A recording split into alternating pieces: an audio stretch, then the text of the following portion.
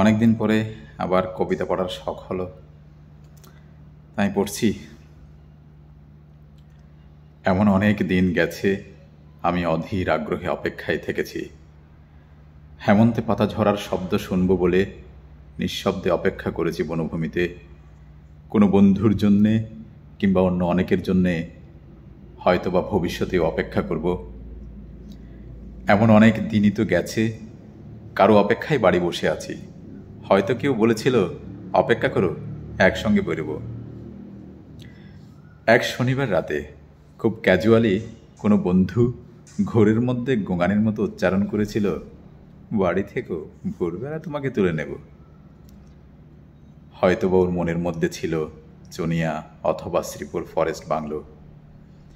আমি অপেক্ষায় থেকেছি।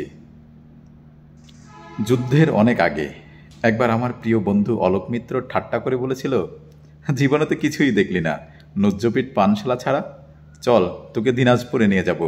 কান্তজির মন্দির ও রামসাগর দেখবি, বিরাট গোলাকার চাঁদ, মস্ত খোলা আকাশ দেখবি, পলাও আধিয়ারদের জীবন দেখবি, গল্প টল্প লেখার ব্যাপারে কিছু উপাদান পেয়ে যেতেও পারিস। তৈরি থাকিস, আমি আসব। আমি অপেক্ষায় থেকেছি। আমি বন্ধু, পরিচিত জন, এমনকি শত্রুর জন্যেও অপেক্ষায় থেকেছি। বন্ধুর মধুর হাসি আর শত্রুর ছুরির জন্য অপেক্ষায় থেকেছি। কিন্তু তোমার জন্য আমি অপেক্ষায় থাকব না, প্রতীক্ষা করব।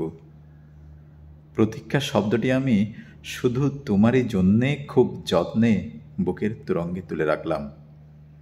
অভিধানে শব্দ দুটির তেমন কোনো আলাদা মানে নেই, কিন্তু আমরা দুজন জানি ওই দুই শব্দের মধ্যে পার্থক্য অনেক।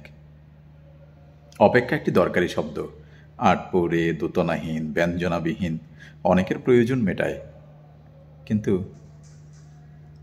প্রতীক্ষায় আমাদের ব্যবহার্য সঠিক শব্দ। অনুমান অপর শব্দটি আমাদের ব্যবহারের অযোগ্য।